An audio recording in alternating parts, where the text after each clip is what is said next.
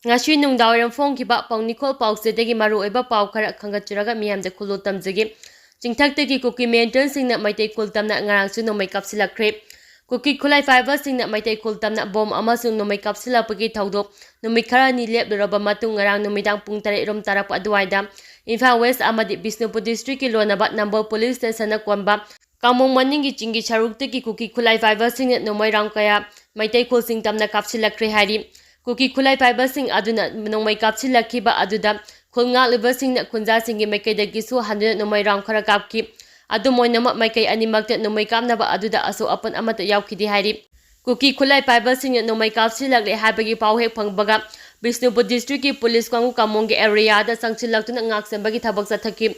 adubu makhatana Nongmei kapsilaktaba maram oirega maikai animakta khothokna kidabani hari.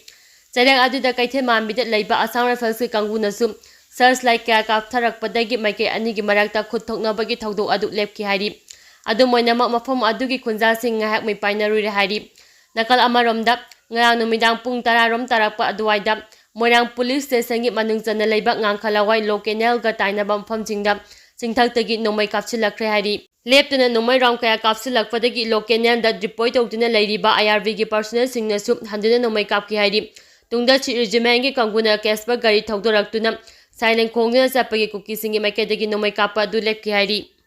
Kuki militant singer Sanariba Su Hando Haba Dimanyang Mafom Kayada Wakam Mipam Satakre.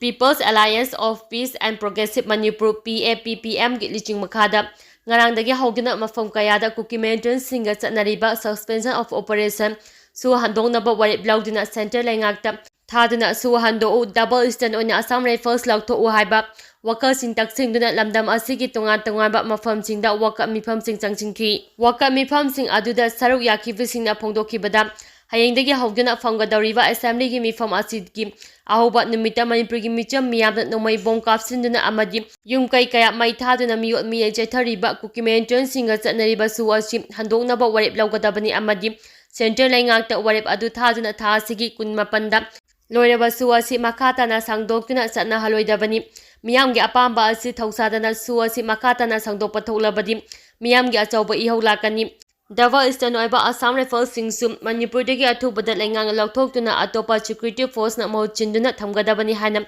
lengakta section wa thamnarakli Hairo Arambai Tingolda mating pangkhre Nangna yumba lambida khongda minarakraba Hairo Patri Champra thongdagi Kumari Laisrong Kabita Bem Devi Apopa Ramananda amasum Mahaki Mapureba Salungfang Kang Thong Chaudagi Narengbam Darwin Mani Singha Apopa Shobol Makoi Aniki Ngarang Ningthokaba Numita Pangthokiba Punchi Leipulgi Thauramda Miyamna donation box Thada Biramba Senfam Sing Adu Borkaina Anina Arambai Tingol Unit 5 Hairokim Ichil Inauk Sing da Mating Pangkre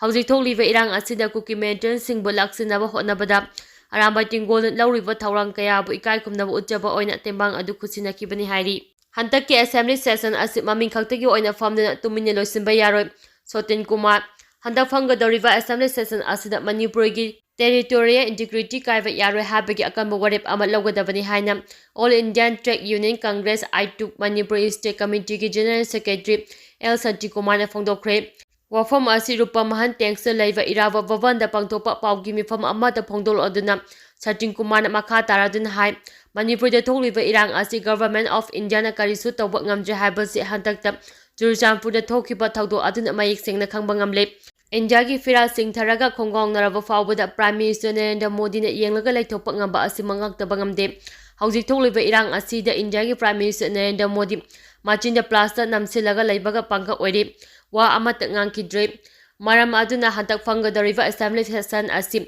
maming khaktagi oina famna tumini loisimba yaroi Kukila lawa singa satnariba su handoknaba akamba warip lawgadabani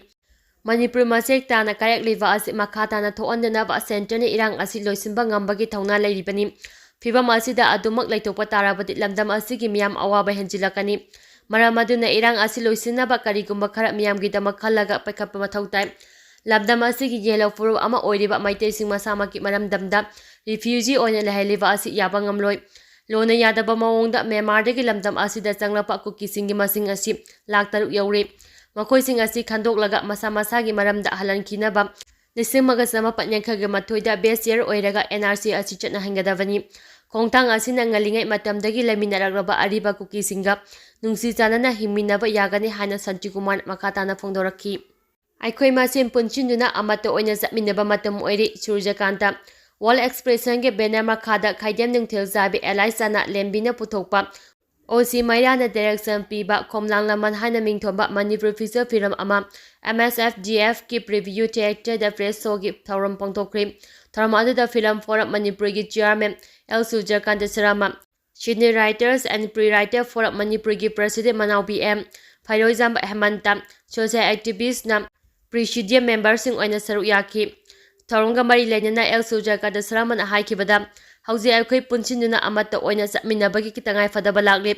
aikhoi punsinaba wale amata oibagi lingjit manaba leiraba matamda aikhoi gi mai paapagi lambida sangsimba ngamgani Khomlang Laman Firam asi hauzi thokliba irang asina maram oiraga hangdokliba relief camp singda amadi lekai gi akhanaba community hall singda Firam Forum Manipur gi tembanga loinana unnaba semsari film asi matam siga khwaidagi sanaraba film amani khanduna forum gi maikaidagi support tawi Film asida miyamgi oiba apunbagi saktam sagapa ngambagi mami mayek sengna uli haibada haimamba thokloi hauji Manipur da thokliba irang asi aikhoina mai paapagi lambida film asi yangminaduna aikhoigi oiba apunbagi saktam utpa mathau tai haina phongdokhi film asi gi story amadi dialogue chana lukhoini film asi gi editor Sanjit XL music director Nauk Sagomangni film asida Amar Ithoi Danny Likmabam Maya Oken Thaudam Ratan Mukhai Nongthangandi Abenau Idongna Singba Maruiba Mamiroi Singyauri Marfuga Manga Suba RPF ki Independence Demand Day ki Thauram Mafam Kayada Paksana Pangthokre